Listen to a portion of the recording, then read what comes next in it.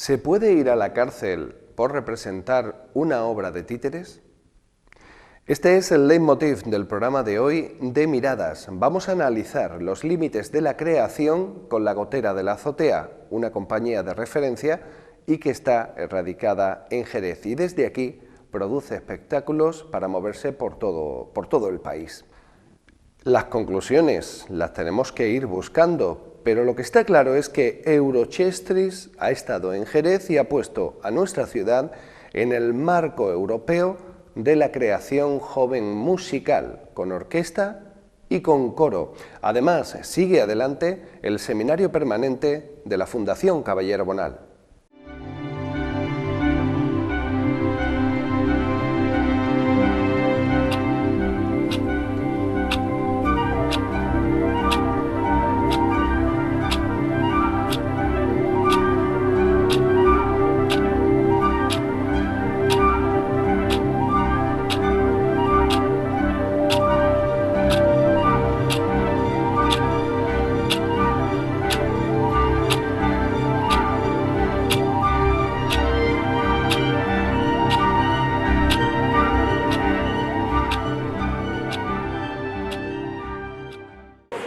Ya.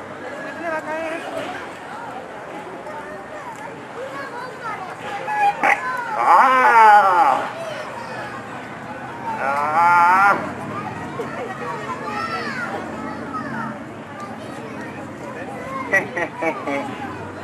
Yeah.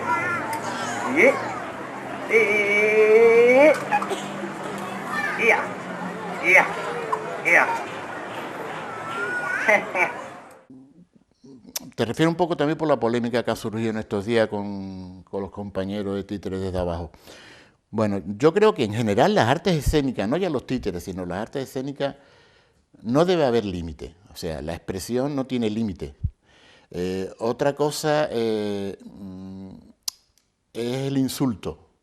Que yo pueda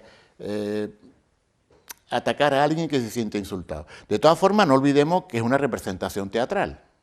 Y eso la gente que ha estado un poco enfrascada en este tema lo ha obviado, ¿no?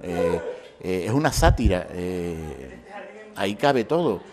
Yo creo que desde el momento que no se señala a nadie y se le dice a alguien, Pepito, Juanita, Mariquita, tú eres esto, yo creo que nadie se tiene que sentir atacado. Además, yo creo que eso concretamente está sacado fuera de contexto. Eso era una obra que además está bien explicada y lleva sus pasos. Y esa pancarta que se saca está justificada porque está justificada en ese acto.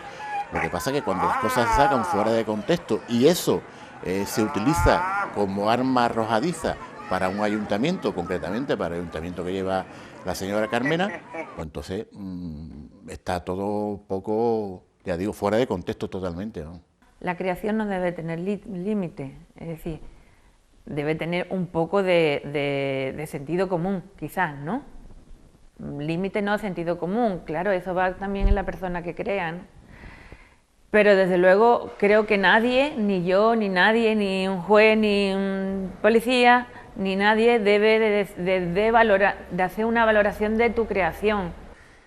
¿Qué se puede hacer? Sería la pregunta. ¿Qué se puede hacer de esa cuarta pared para adentro y qué no se puede hacer?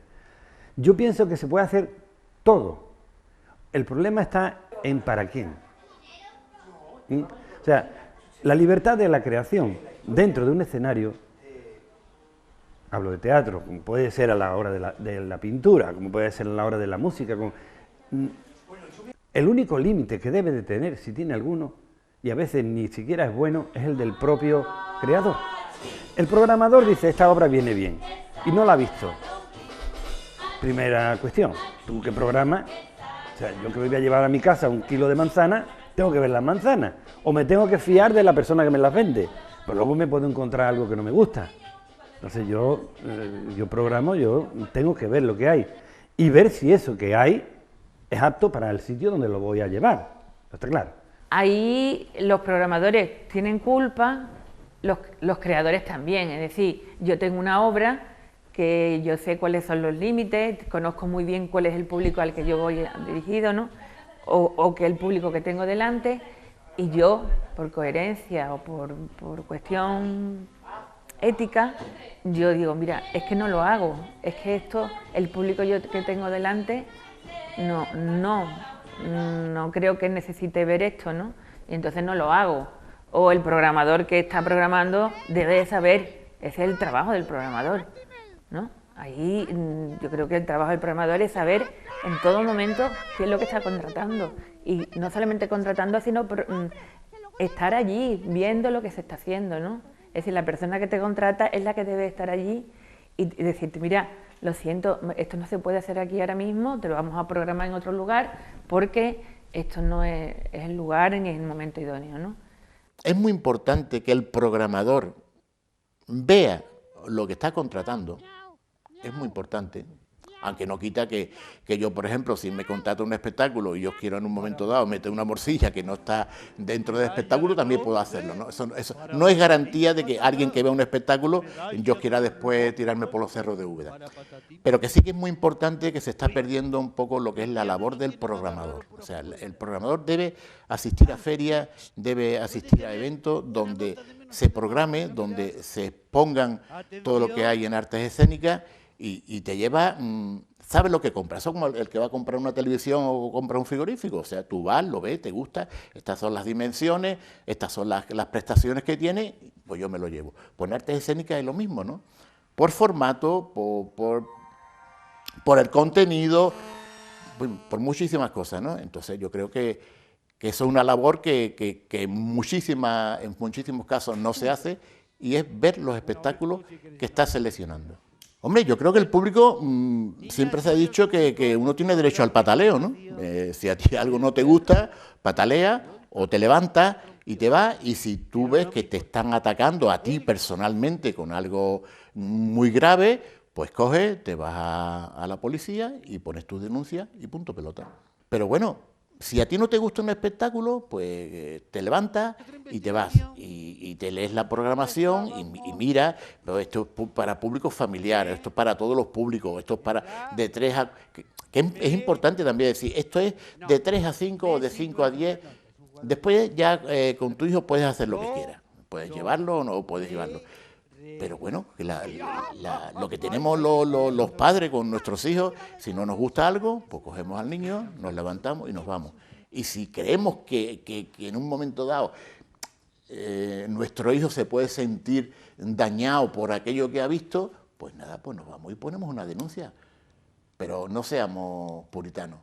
O sea, no tengamos a nuestro hijo delante de una televisión horas sin saber qué es lo que ve, y después nos queremos rasgar la vestidura porque alguien dice viva los títeres o viva yo no sé quién.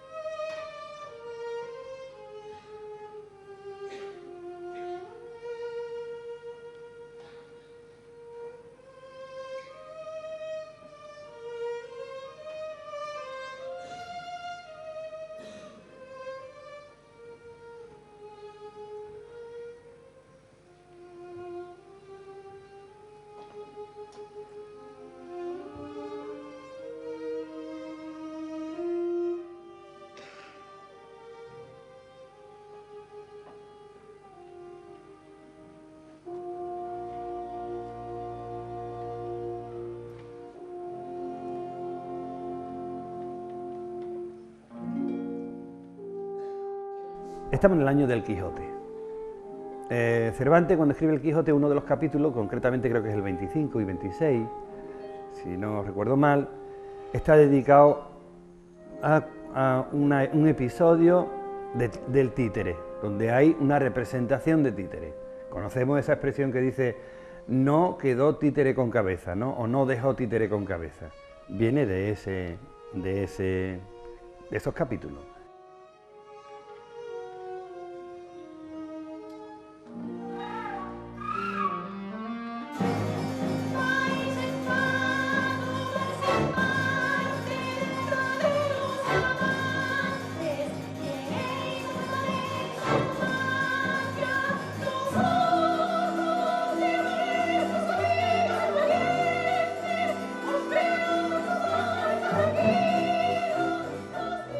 hay una cuestión ahí que se plantea, porque a lo largo de la representación está contándonos un romance típico de estos fronterizos, donde el árabe rapta a la hija de Carlomagno y su marido va a rescatarla. Estamos en una ficción.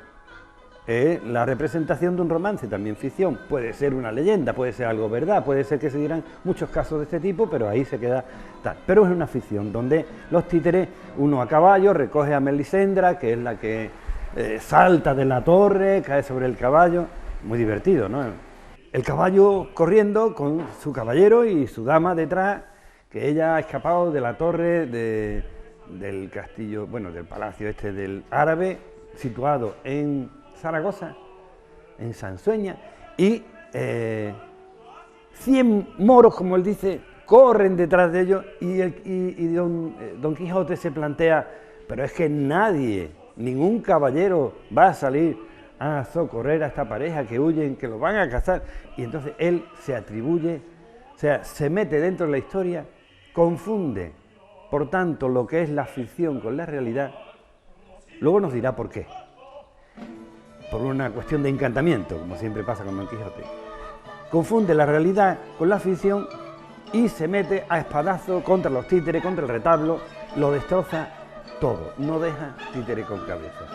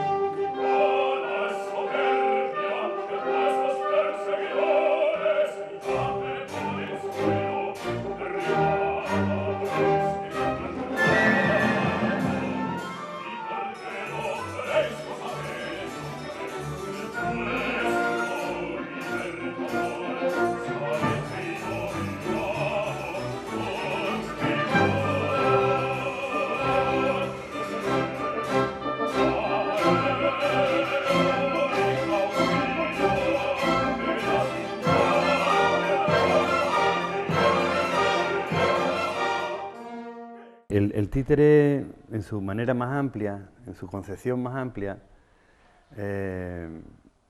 viene formando parte de lo que es la historia del hombre desde los inicios, ¿no? Hoy se le llama títere, pero antes se le llamaba tótem y ha sido utilizado, según los antropólogos, porque tiene esa capacidad, o el hombre le atribuye esa capacidad, esa virtud, de ser el punto de unión entre la naturaleza humana y esa naturaleza que el hombre no lograba explicar y que era la fuente de todas las preguntas existenciales, o sea, esa fuente que podía llamarse Dios, ¿no? Evidentemente hay que recordar siempre que el títere lo maneja el hombre, pero el hombre primitivo, en esos casos, el primitivo, el que se ha estudiado en esa cultura, en esas civilizaciones, no pensaba de esta manera, pensaba que, igual que el niño pequeño, piensa que el títere tiene vida propia, o sea que lo inanimado consigue en un momento determinado autonomía y vive, y desarrolla una vida, desarrolla una emoción, desarrolla una acción, toma decisiones, y corre con las consecuencias. Desde entonces el títere, o ese elemento inanimado que cobra vida a través de la mano del hombre, del que lo manipula, nos cuenta cosas. Unas veces nos dicen que el autor de lo que nos cuenta puede ser algo sobrenatural. Entonces estamos hablando del títere sagrado, digamos, utilizado dentro de lo que es el rito, pero otras veces el títere nos cuenta historias creadas por un hombre o una mujer, una persona o un grupo de personas. En este caso estamos hablando de un títere del tipo, el que hacemos hoy en día los titiriteros. Hacernos recaer en la pregunta en un momento determinado. Cuando el títere consigue eso, a través de algo que le llamamos diversión, que nos divierte, quiere decir que nos sustrae de los problemas diarios y nos hace mirar hacia un punto determinado y centrar nuestra atención en él, y lo hace de una manera cómica, de una manera dramática, de una manera a veces trágica, o mezclando unas y otras. Entonces nosotros en ese momento podemos llegar a pensar, si eso nos establece, nos prepara para las preguntas, eso es cultura. El títere, igual que cualquier otro arte, es cultura. Bueno, desde mi punto de vista, el títere tiene varias facetas, ¿no? O, depende de dónde esté integrado, tiene más importancia o menos importancia. El títere tradicional, ¿no?, que muchas veces nosotros nos acercamos mucho a él, que es el títere de guante, el títere de cachiporra, no está muy valorado en muchos sentidos. Está como, bueno, sí, son títeres para la calle y tal, pero no tienen mucho valor. Sin embargo, ahora mismo, en lo que se hace para el teatro, para niños y jóvenes, meten muchísimo títere, es una mezcla de títeres y actores, y eso es lo que está de más, vamos, quiere decir, que es lo que más se hace ahora mismo, ¿no? Ahora hay muy pocas compañías de teatro para niños que no introduzcan el títere dentro de sus espectáculos. ¿Por qué? Porque le da un valor, lo engrandece, ¿no? Lo engrandece ese teatro. Pero claro, siempre tiene que ser títere, pues títere de hilo, títere de mesa. Por eso digo, diferencio dos tipos. Todo esto son títeres, ¿no? Títere de mesa, títere de hilo, todo son títeres, pero depende, claro, dónde se ubiquen, así tienen un valor u otro valor, ¿no? Entonces, yo creo que el títere tradicional, el títere de guante, el títere de cachiporra, no es un títere que esté muy valorado, no se le da el valor, pero ni la gente realmente, ni el público, pero porque tampoco ni los programadores, ni la gente que tiene poder para hacerlo, le da el sitio, ¿no? Sin embargo, luego los demás títeres sí que tienen mucha importancia. De hecho, ahora mismo cualquier espectáculo que tú veas a nivel infantil introducen títeres. Desde Madrid hacia arriba, o las regiones más ricas sí que se tienen más en cuenta. Aquí es muy pobre, pero aquí es pobre el teatro en general, no solamente el títere, porque no se tiene en cuenta, no se le valora el sentido que tiene, ya no solamente como espectáculo de exhibición, sino el teatro como necesidad, ¿no?, para el desarrollo del niño, en este caso, o para el enriquecimiento de la persona, ¿no? Yo creo que donde más rico es la región, se le valora más, porque se programa más, porque se tiene más en cuenta. Bueno, sí, hay espacios donde, porque ya también tengan arraigado un festival, pues se aprecia o se tiene más en cuenta. Yo creo que el títere se aprecia en todos lados. Cuando se ve una buena representación de títere, yo creo que el público aprecia el trabajo, ¿no? Es cierto que hay lugares que bueno, si por ejemplo aquí en Jerez, en vez de apostar por las motos, ¿no? No estoy en contra de las motos, a mí me gustan las motos, digo, pero si hubiera apostado por los títeres, pues tendríamos un teatro de títere enorme, ¿no? Lo mismo que tenemos un circuito. Hay lugares, por ejemplo, como Segovia, como Tolosa, que son sitios un poco así emblemáticos porque se han dedicado o tienen un espacio concreto para el títere, ¿no? Tienen su museo, tienen su festival, entonces eso de alguna forma potencia el que haya un mayor conocimiento de los títeres. Bueno, en Jerez concretamente tuvimos una época que casi rozaría la mayoría de edad, que fueron 18 años, donde tuvimos la muestra internacional de títeres. Anteriormente incluso ya había títeres en la Alameda Vieja, conjuntamente con la Banda Municipal de Música. Y incluso Jerez también estuvo en una especie de circuito que organizamos nosotros con 6 pueblos de la provincia y también hace ya bastantes años. O sea, en Jerez ha tenido bastante presencia el títere y bueno, desde hace unos 4 años para acá, pues muchísimo menos o casi nada, ¿no? Es una cuestión política, ¿no? Yo pienso que lo mismo que se destinan partidas para otras cosas, también se podían destinar, no ya partidas para los títeres, sino partidas para cultura. O sea, desde hace años, yo no sé cómo estará la cosa ahora mismo, pero desde hace años en el Ayuntamiento de Jerez se partía de presupuesto 0 en cultura. O sea, eso es inviable para la cultura. Todos deberíamos tener acceso a la cultura, porque todos tenemos, o sea, Jerez como un cuerpo funciona o no funciona. Si hay partes que están enfermas, pues Jerez no funciona. De hecho, hay partes que están enfermas, el nivel de paro tan grande que hay, la forma de entender la vida, hay mucho la historia, cómo nos ha traído hasta aquí.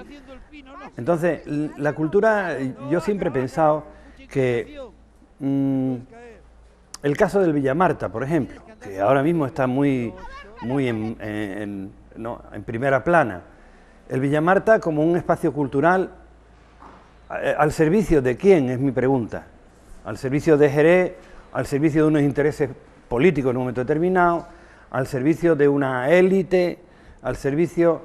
Pero en otros sitios, cuando se gestiona un espacio cultural, como puede ser un teatro, pues se llevan otros caminos. No digo ni mejores ni que peores, pero yo a la hora de elegir, elijo otros caminos.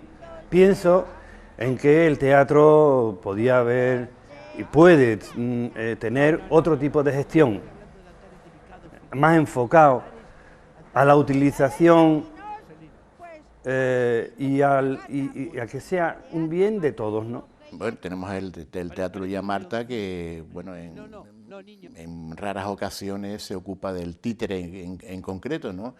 Es un espacio donde se lleva más a cabo grandes eventos, grandes montajes o de ópera, de teatro regular, porque bueno, tampoco es un espacio que apueste mucho por el teatro, pero por lo menos por el teatro que es innovador, por el teatro de vanguardia.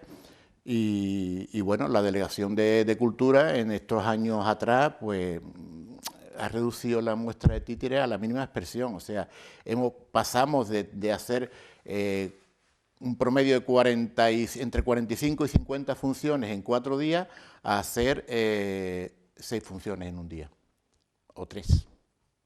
O sea, muchísimo, se ha bajado muchísimo.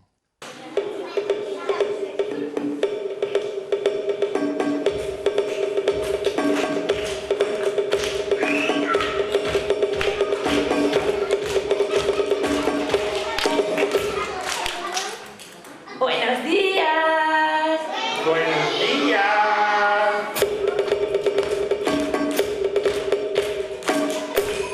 Buenos días. Buenos días.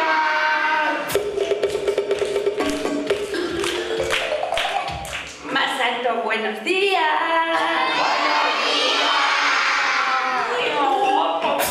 El viento pequeño y la Gallina Churra son, digamos, forman parte de que yo quería hacer una trilogía, ¿no? Una trilogía, por poner un ejemplo, de cuentos que primero tienen algo mío, tienen algo de mi recuerdo o de mis emociones, en el sentido de que son cuentos que yo no he leído porque son cuentos más contemporáneos, más modernos, ¿no? Pero sí son cuentos que yo he leído a mi hijo, a los niños, ¿no? Entonces que yo sé que para ellos les gustaba y le emocionaban, ¿no? Entonces yo cogí ese cuento, en principio La Gallina Churra, como El viento pequeño también, que son, casualmente me di cuenta que son 2 cuentos en los que se se trabaja, se valora, o no sé cómo decirlo, es un viaje, es como un viaje iniciático, ¿no? Es decir, donde va pasando de un lugar a otro para darte cuenta al final de que tú eres de una manera y tú tienes que de identificarte como eres, ¿no? Tú puedes ser grande, pequeño, feo, guapo, bueno, de ese concepto que son muy arbitrarios, ¿no? Pero tú tienes que saber dónde estás y estar orgullosa de lo que eres, ¿no? Nos planteamos un cuento o una historia y vemos cómo se puede contar ese cuento mejor, pues con qué tipo de títeres, ¿no? En este caso yo quería hacer una historia en la que yo jugara como los niños juegan, ¿no? Es decir, yo me fijé mucho, tuve mucho tiempo fijándome cómo los niños juegan con los juguetes. A los niños no les interesa para nada los juguetes articulados ni que hagan cosas solos. Los niños cogen los objetos y los mueven así, así. Por lo tanto, yo no quería títeres que estuvieran muy articulados ni nada, sino simplemente que yo pudiera jugar en la mesa y a la vez que jugaba contaba una historia, ¿no? Introduciendo también canciones populares, canciones del repertorio infantil, digamos, ¿no? Que se canta cuando son pequeños, y así poco a poco pues fuimos desarrollando la historia, tanto un cuento como otro. Vamos, después luego estéticamente pues varía, porque ya otra cuestión, ¿no? También pedimos ayuda, Sebastián Vieira nos hizo los diseños, muy bonitos además, que además eran muy... porque él tiene también, diseña esa visión infantil, ¿no? Tiene ese punto, y entonces estuvo muy bien. Y así era nuestro proceso de creación, ¿no? Pero desde luego la creación es colectiva, es decir, porque al final yo tengo la última palabra, pero el día a día lo vamos haciendo entre todos, ¿no? Yo les digo, ¿esto cómo lo hacemos? Juan me dice, pues mira, así, él me pregunta, ¿qué hacemos con esto? Pues yo digo, tal, es un proceso creativo conjunto. Lo que pasa es que al final, cuando hay alguna duda, quien tiene la última palabra es el que la está dirigiendo en ese sentido, ¿no? Que salga la Loli.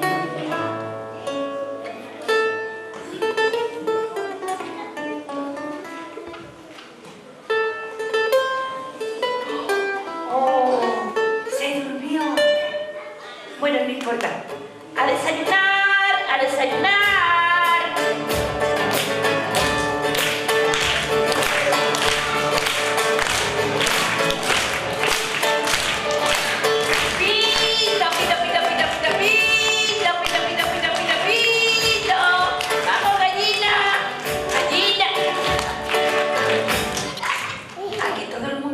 Por la mañana. Sí. Claro, hay que tomárselo todo, la leche, el pan, porque hay que crecer, ponerse grande y estar contento durante el día, como el músico. A lo mejor ahora estamos con el tema de Garbancito, ¿no? Garbancito es una obra basada en el cuento de Garbancito, pero vamos a desarrollar la idea de qué le pasa a Garbancito. Eso no se cuenta en la historia, en el cuento de Garbancito popular. ¿Qué le pasa a Garbancito dentro de la barriga del buey? En ese tiempo que pasa Garbancito, desde que el buey se lo come hasta que, según que cuento, unas veces al buey lo matan para sacar a Garbancito, en otras veces le dan algo para que suelte la pedorreta y detrás del enorme peo allí va Garbancito también.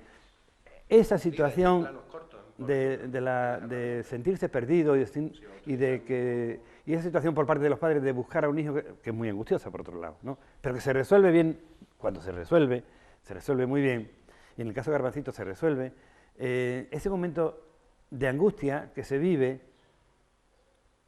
está cargado de emociones, ¿no? Y ya decide, bueno, va a ser con títeres de guante en un retablo como el que vemos ahí, con unos títeres de ese tamaño aproximadamente, y empieza a trabajar, le pide a alguien que conoce que haga los diseños. En este caso se trata de Raúl Guridi, él ha hecho dibujos está haciendo todavía algunos más, siguiendo un poco la idea de la obra también, sobre Garbancito.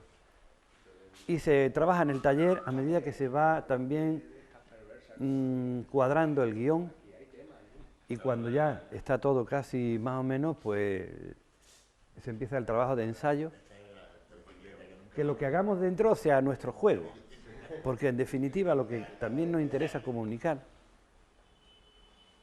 a los niños es que nos lo pasamos bien jugando. Hacemos de nuestro trabajo un juego, o hacemos del juego nuestro propio trabajo. Y en la medida en que nosotros disfrutamos con lo que hacemos, comunicamos ese disfrute. Y eso hace que también, digamos, el barco no sufre los efectos de una tempestad, que puede pasar algunas veces cuando tú te sientes inseguro en la cena y comunicas la inseguridad. Es el proceso hasta que por fin llega el día en que lo ponemos cara al público. Pero el día que lo ponemos cara al público, lo que hace la obra es como el parto, o sea, ha nacido para nosotros. Hay otras compañías que dicen, tal como se ha parido, así se queda durante las 100, 150, 1500 representaciones que sea, y no hay variación desde el último día hasta el primero. Nosotros, en cambio, tenemos otra manera de trabajar, y es que ese primer día es la puesta, digamos, a ver, lo ponemos en pie a ver si anda. Y claro, anda torpe, anda... Y poco a poco eso va creciendo, va madurando, y llega un momento en que alcanza un nivel donde decimos, aquí, y ahí se queda. Puede variar, y a partir de ahí puede ser que ya empiece la curva de bajada, que también es la vida, ¿no? Que depende también de nosotros, de nuestra propia curva. Y ese es nuestro proceso de trabajo. ¿Eres mi mamá? No, mi mamá es la gran culebra. Y va a venir y te va a comer a ti, gallina tonta.